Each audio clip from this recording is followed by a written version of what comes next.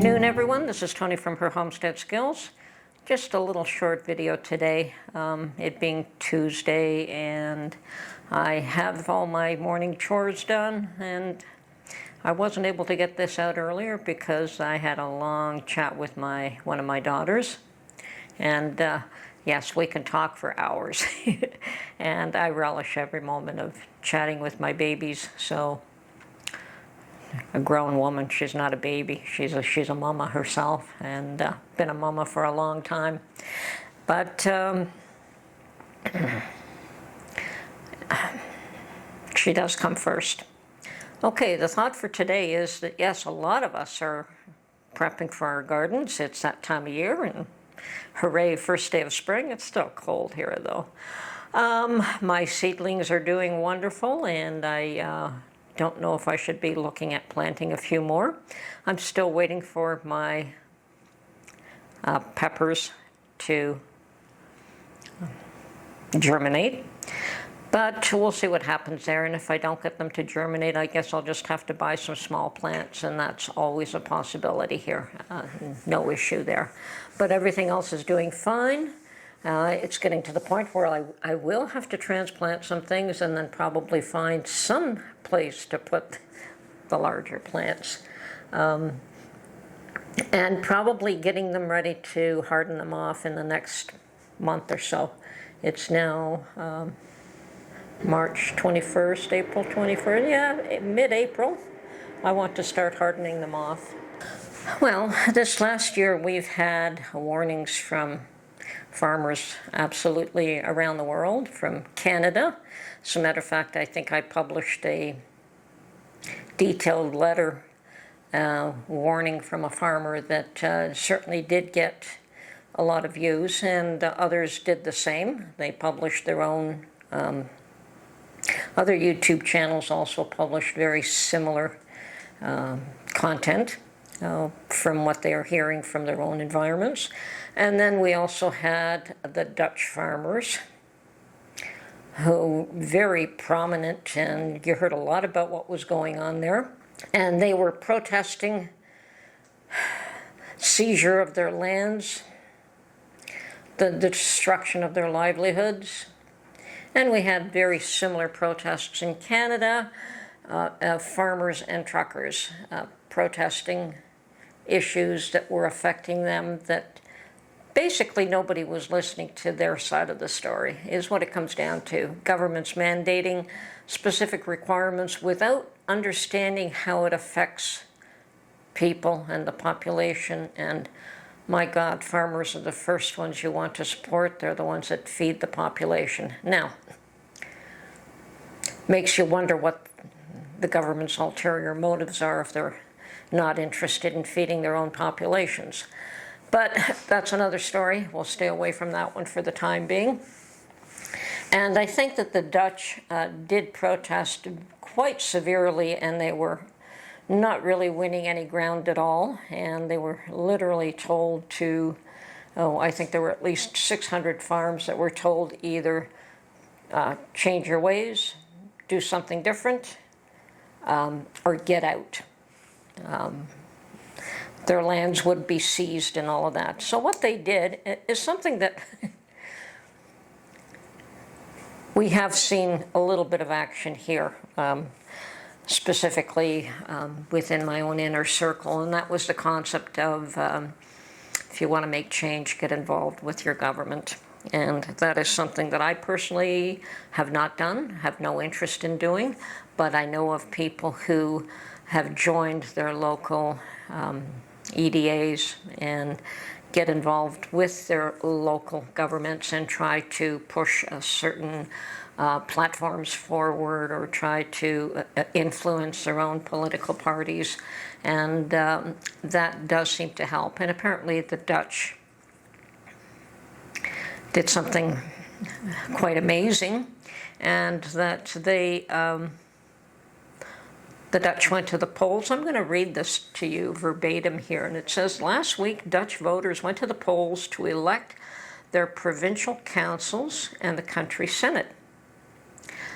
And the full results are now in, and show that the populist farmer citizen movement has won even a bigger movement than expected. They literally won 19% of the vote, which means that they've won more votes than any other party in a very crowded field. So what that means is that they have some control now. And what they say is really amazing about that is that this party didn't even exist 4 years ago. Now, I suspect that desperation has led people to get involved with their own politics and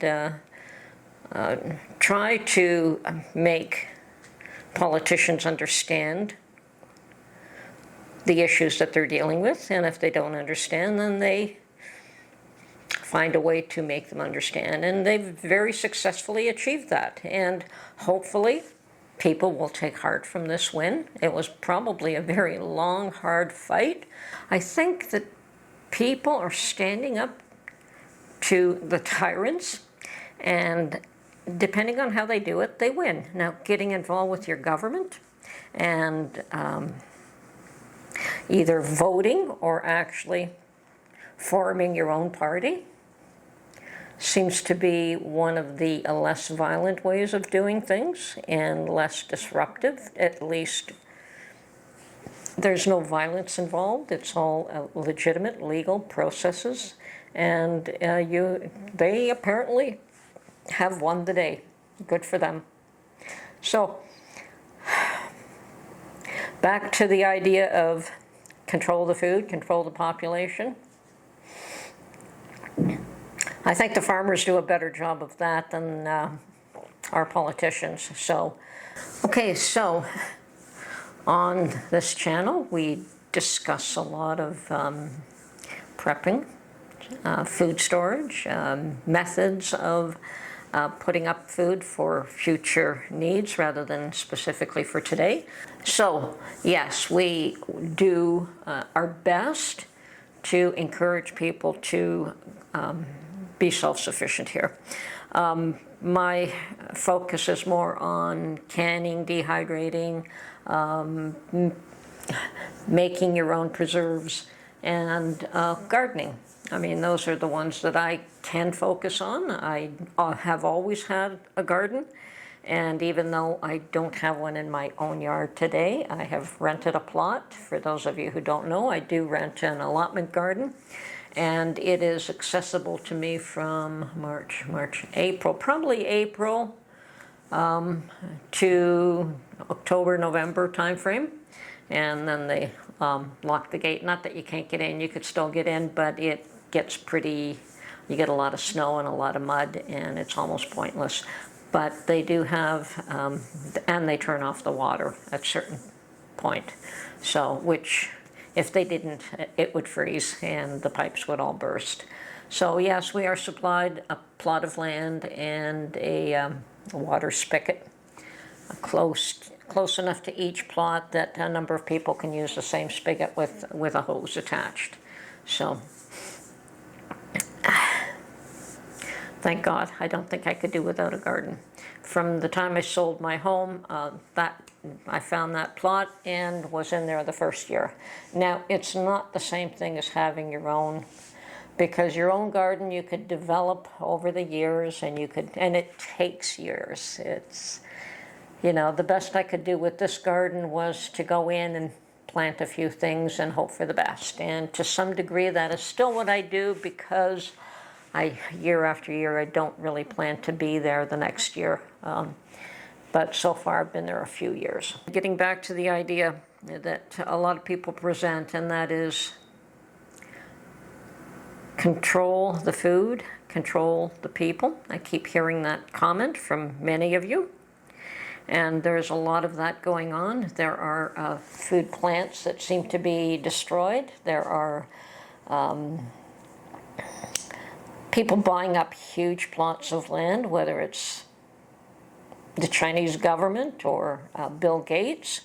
And obviously they know something. I mean, Bill Gates certainly isn't buying the land just to let it sit there. He certainly plans to grow something, and I doubt he's going to grow bugs. But you can never tell with that one. Anyway, this is Tony from Her Homestead Skills. I just wanted to point out that there are ways and means that you can achieve an end without getting violent, without sitting back and just bemoaning the fact that things aren't well. So on the personal level, if all you can do is buy a few extra cans of food, go for it. There is absolutely nothing wrong with doing what you can do, whether it is the most you can do, the least you can do. That is really your choice to make. Now, I personally would never get involved with government,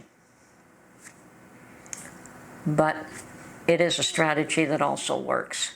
So anyway, let's hope that other countries learn to emulate the success that was achieved with the Dutch, and that people take back their own power. That's the good news today. Anyway, this is Tony from Her Homestead Skills. Hope you enjoyed this little talk today. And yeah, I've got a few errands to run as well today. Good to see you. We'll talk soon. Bye for now.